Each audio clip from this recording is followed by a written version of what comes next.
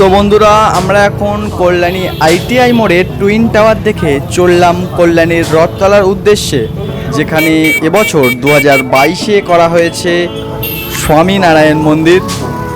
অসাধারণ চিন্তাভাবনা। কল্যাণীর আইটিআই মোড় থেকে কল্যাণীর রথতলার ডিস্ট্যান্স অ্যাপ্রক্স 4 কিলোমিটার। আর তোমরা টোটো, অটো সমস্ত কিছুই পেয়ে যাবে কল্যাণীর এই আইটিআই মোড় থেকে।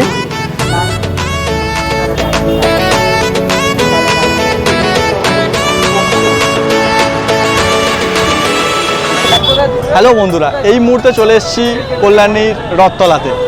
আর কল্যাণীর রথতলায় এবছর হচ্ছে স্বামীনারায়ণ মন্দির, যা কিছুদিন আগেই তোমাদের দেখিয়ে গিয়েছি। আর আজ চতুর্থী। ভ্রমণ কথা চ্যানেলের পক্ষ থেকে সকল বন্ধুকে জানাই শারদীয়ার প্রীতি, শুভেচ্ছা ও অভিনন্দন।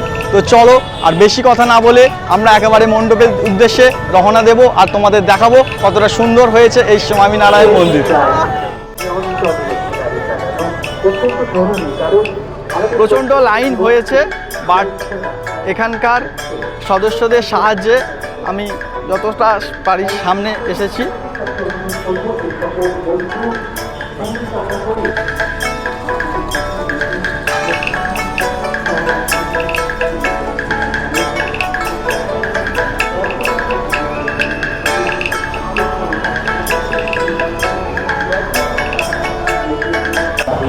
তো বন্ধুরা, এই মুহূর্তে আমি প্রবেশ করে গিয়েছি কল্যাণীর রথতলার যে স্বামীনারায়ণ মন্দির হয়েছে সেখানে।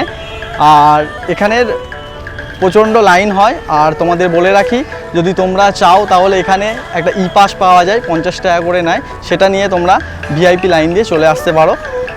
আর এখানে পরিবেশটা একটা অন্য রকম আকার নিয়েছে, সেটা তোমাদের দেখাবো।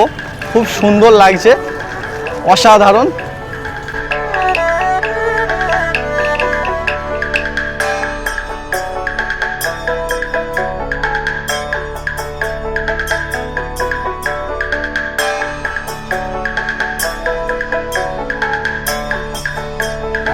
দেখো বন্ধুরা, অসাধারণ একটা লুক নিয়েছে এই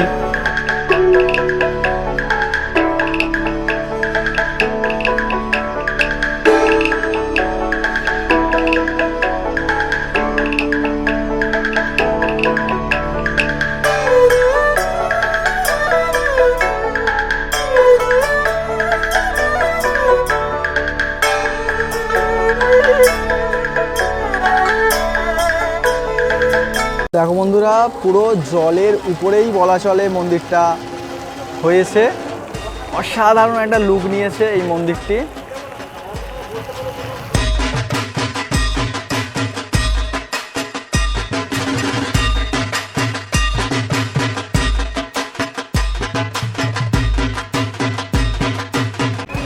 দেখো বন্ধুরা, তোমরা দেখতেই পাচ্ছ এই যে স্বামীনারায়ণ মন্দিরটি সম্পূর্ণ জলের উপরে তৈরি হয়েছে। আর অনেক মাস ধরে কাজ চলে এই মন্দিরটি আজকে এখানে প্রেজেন্ট করানো হয়েছে। কল্যাণীর রথতলা থেকে এই মন্দিরটি মানে দুর্গাপূজাটা অনুষ্ঠিত হচ্ছে। দেখো বন্ধুরা, চারিদিকে জল।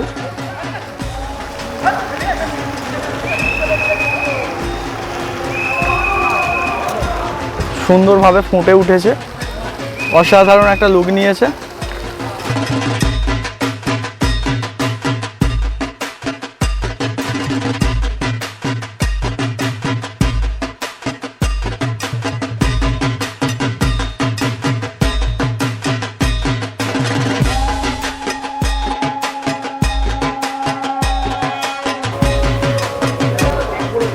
আহা, কি সুন্দর লাগছে। দেখো বন্ধুরা, সাংঘাতিক কাজ করেছে এখানে।